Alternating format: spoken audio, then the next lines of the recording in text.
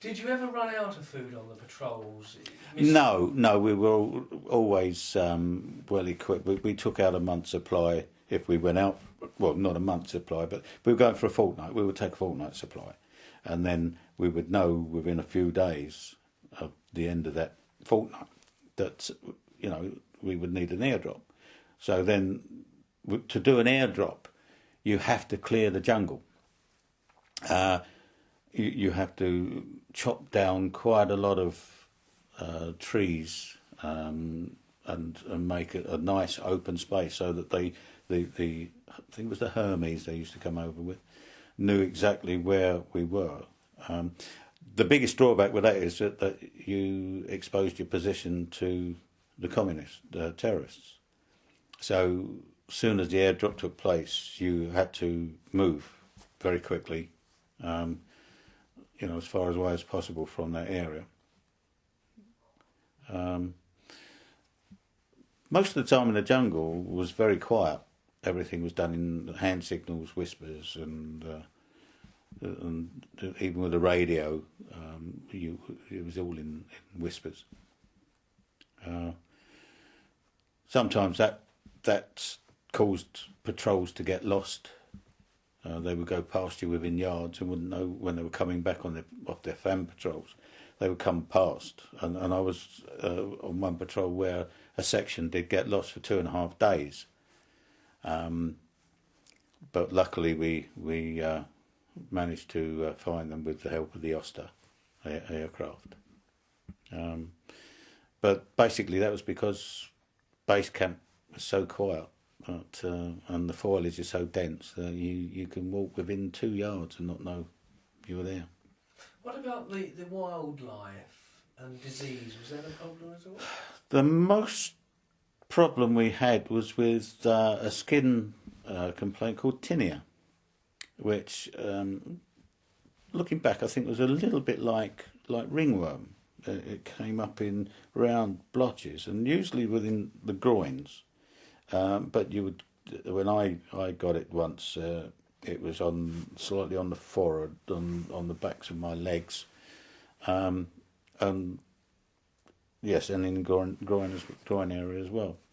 And if it wasn't treated, then it could spread quite a lot. Well, that was the main problem. 1 or 2 chaps got malaria. Not many, because we were taking Paladin tablets and they were quite effective. Wildlife, I only ever saw one wild animal, and that was a baby elephant when I was on the latrine at the time, and so it was just as well. And a couple of snakes. And the scorpion was the main one you saw, which was very pleasant when you could hear scorpions about, because they could give you quite a big nip. But most of the wildlife was in the camps.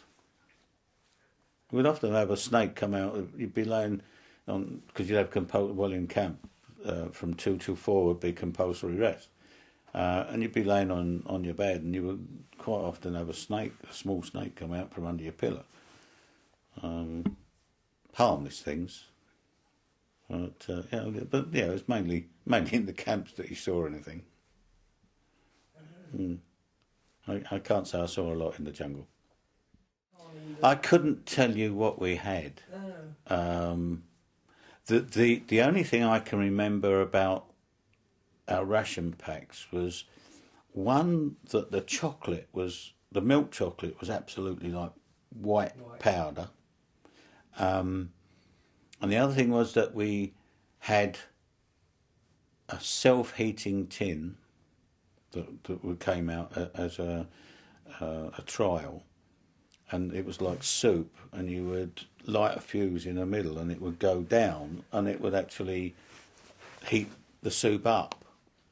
And I can remember we were with, we had a couple of E-bands with us, which were native trackers from Sarawak in Borneo, and they were getting very agitated, and when they get agitated they are as I say, headhunters, you sort of get a little bit worried. And it turned out that they were trying to relight these tins, and it wouldn't work, and they were getting very uptight about it, because you had to. I mean, we had an incident when I was at that place called Laying, where a group of our boys, it was only a platoon, so it was a section that had gone out with a couple of these trackers, and they'd come across in the jungle some chaps fishing, and they thought that they were bandits, as we called them, and they went running down there and they chopped their heads off. And our boys just couldn't, stayed away, which caused and it turned out that they were villagers that were in an area where they shouldn't have been. And myself and another chap were on the gate when the funeral procession came through the gates, and it was a very tense time.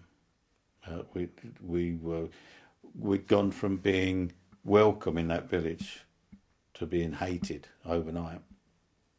And basically, looking back, I don't think it was so much the fact that they were dead, it was the fact that they'd been decapitated, which caused most of the trouble. But yeah, I forgot to mention that at that camp we also got attacked one night as well from the rubber. I was saying that it was very vulnerable. Yes, did you? Yeah. They tried to get rid of you. Well, yeah. I mean, the thing while we were out there was that it was seek and destroy, hit and run from their point of view. Seek and destroy as far as we were concerned, and it was any skirmishes were over in seconds. Yeah. I mean, it was just a case of you spot each other, up comes the rifles, and bang, bang, bang, and then away. Or they were away. And a lot of them were actually dosed up on drugs as well. Why? We had a case where the chap who got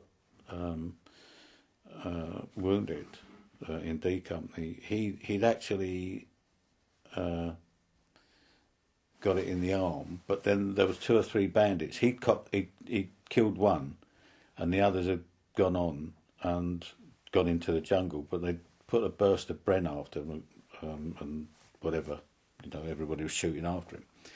And he was found a good 1,000 yards into the jungle, and he was riddled.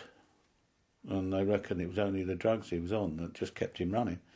They found his belt. His belt had been cut right off of him with bullets. They'd found that a long way back. And 1,000 yards in the jungle is pretty much like a mile outside. And they were dedicated blokes as well.